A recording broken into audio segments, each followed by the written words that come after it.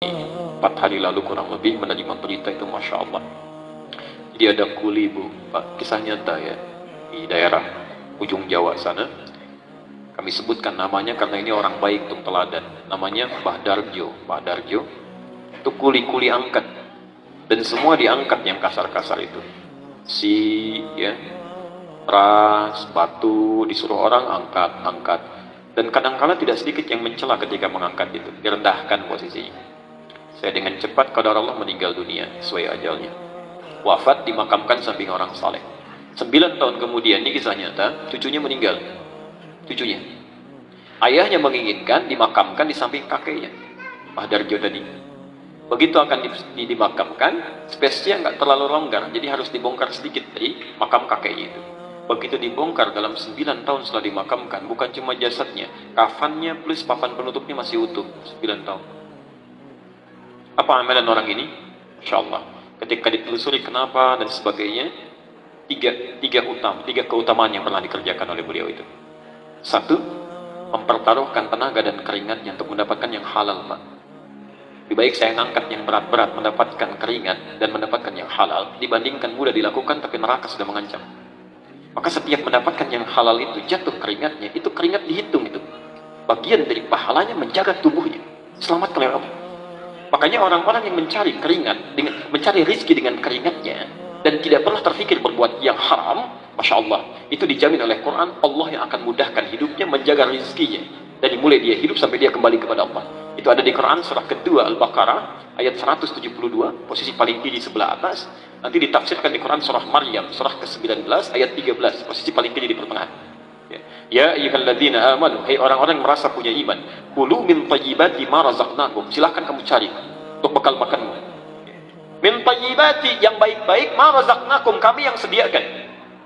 Saya agak cepat sedikit. Hukum mencari rizki, hukumnya secara umum ada di Al-Baqarah ayat 168, posisi paling kanan sebelah bawah. Itu umumnya kalimatnya mengatakan begini, ya ayyuhan nasu, hai manusia, kulu mimma fil ardi halalan thayyiban, silahkan cari rezeki, dapatkan untuk kebutuhan makan yang halal dan baik. Cara dapatnya halal, dibelikan yang terbaik untuk kesehatannya. Tapi ketika mengatakan pada orang beriman, kalimat halalnya dibuang, Pak. Silahkan cek, ya ayyuhan nasu halalan thayyiban, ya ayyuhalladzina amanu, ketika menyebutkan iman, halalnya dibuang. Kulu min thayyibati ma razaqnakum, silahkan cari yang baik-baik, kami sediakan, bukan kamu yang capek mendapatinya. Kenapa kalimat halalnya dibuang di ayat ini? Kata para ulama, karena orang-orang beriman itu dengan iman ada dalam jiwanya akan otomatis membimbing mencari yang halal. Jadi kalau ada di sini mengaku beriman, beragama Islam, tapi masih memikirkan yang haram, maka ada masalah dalam imannya. Ada masalah, itu dijaga. Saya mohon maaf. Yang kedua, itu sabar dengan ujian. Begitu cari, dicela, gitu kan? Direndahkan, alhamdulillah. Bukankah bersabar dalam ujian mendatangkan pahala? Apalagi saat dicela, oh Masya Allah, itu gratis, Bu. Jadi jangan marah kalau sedang dicela, itu memindahkan pahala. Hadis Muslim, nomor hadis 5611 dari Abu Hurairah. Betul, hadza min hasanati wa hadza min hasanati. Kalau ada orang berbuat baik kemudian melakukan keburukan, itu pahala kebaikannya dipindahkan pada orang yang dizalimi itu. Dan orang sholat, selesai sholat mencela orang lain yang belum sholat. Tuh lihat. Baru ngambil wudhu aja belum, kita udah jamaah kan? Alhamdulillah, ya kan? Nah, itu ketika mengucapkan kalimat itu, maka pahala sholatnya pindah pada orang bersangkutan. Selesai. Masya Allah, berapa banyak pahala yang dapat oleh orang tadi. Yang ketiga ini yang belum bisa saya lakukan sampai hari ini pun, Masya Allah, beliau mengikuti sunnah-sunnah orang-orang soleh sebelumnya, salafus soleh. Ibu, bapak sekalian, ini bocoran sedikit ya, antara kita aja di sini hari ini. Ada kebiasaan amalan dari sahabat Nabi sampai generasi setelahnya. Kalau sebelum tidur, itu suka punya amalan-amalan khusus dari petunjuk Nabi. Ada yang baca Quran dulu sampai lelah baru tidur. Ada. Kalau ibu bapak, misal ya, nanti dalam waktu senggang baca kitab Imam An-Nawawi, kitab At-Tibyan, terbitan Darun Nafais, itu yang warna kuning, ada 187 halaman, posisi di halaman ke-46, paragraf yang kedua, baris yang ketiga sampai baris kelima.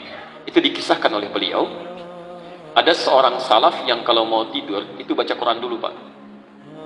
Ya, biasanya baca Al-Baqarah. Satu waktu tertidur, Al-Baqarahnya belum kebaca. Itu tiba-tiba tengah malam bangun, terkejut dia mimpi, temannya sampai kaget. Masa bakatnya kamu kenapa?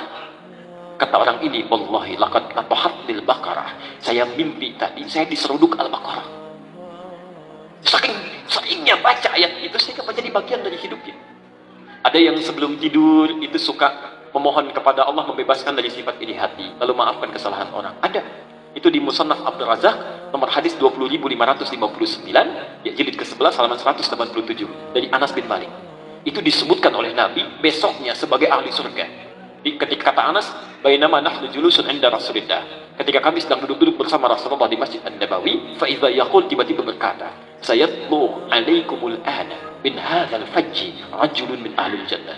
Sekarang akan nampak pada kalian di pintu yang ini seorang lelaki calon penghuni surga.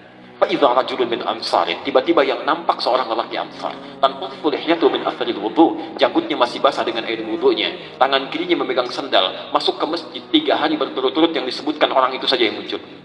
Diikuti fatabi'ahu Abdullah bin Amr bin As, diikuti oleh Abdullah bin Amr bin As ke rumahnya. Ya, fabata fihi 3 ayyamin, maka menginap di rumahnya 3 hari. Malam pertama ternyata tidak tahajud, artinya tidak rutin. Malam kedua, Masya Allah, bacaan Qurannya tidak seindah Abdullah bin Mas'ud. Abdullah bin Mas'ud itu kalau baca Quran lupa, itu malaikat turun. Pernah satu kali beliau baca Quran, tiba-tiba angin bertiup kencang, pohon-pohon sudah mulai bergoyang-goyang. Berhenti, itu berhenti. Baca lagi, nyambung lagi.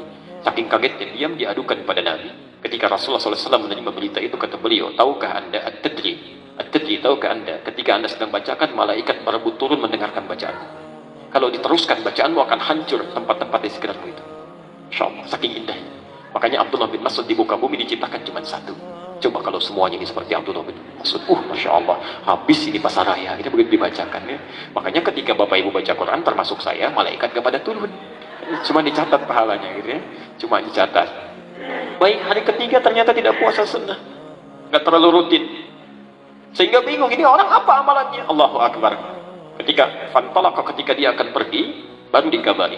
Ya, saya punya amalan nggak canggih-canggih seperti yang lain. Saya cuma membiasakan sebelum tidur di keheningan malam, memohon supaya dibebaskan dari sifat iri hati dan memaafkan kesalahan orang lain. Kata Nabi, surga itu, surga. Nah, Mbah Darjo tadi mencari yang paling ringan, bersolawat pada Nabi setiap sebelum tidur. Allahumma shalli ala Muhammad wa ala ali Muhammad. Itu sampai basah lisannya, sampai lelah baru tertidur. Dan kesaksian keluarganya pernah ketika membacakan itu sampai hitungan 16.000 salawat pada Nabi. Bukankah Nabi mengatakan, man shalla alaihi salatan wahidah, sallallahu alaihi asyra salawat? Siapa yang bersalawat kepadaku 1 kali, Allah membalasnya 10 kali. Maksud saya, mohon maaf ya, kalau beliau dipanggil pulang duluan, telah menghadap Allah, barangkali menurut Allah dosanya begitu kecil, amalnya sudah banyak, dijadikan hikmah untuk kita. Kalau saya, anda, kita dihidupkan sampai hari ini, di awal bulan Dzulhijjah, belum mau diampuni dosa juga, dengan cara apa lagi Allah mesti ampuni dosa kita? Cobalah, coba dulu merenung pelan-pelan. Satu saat kita pulang, satu saat kita meninggal. Dunia aja begitu dicari luar biasa, berangkat gelap, pulang gelap, dikumpul-kumpul. Apa anda pikir akan dibawa ke akhirat? Tidak. Jadi yang sementara aja begitu serius, kenapa yang hidup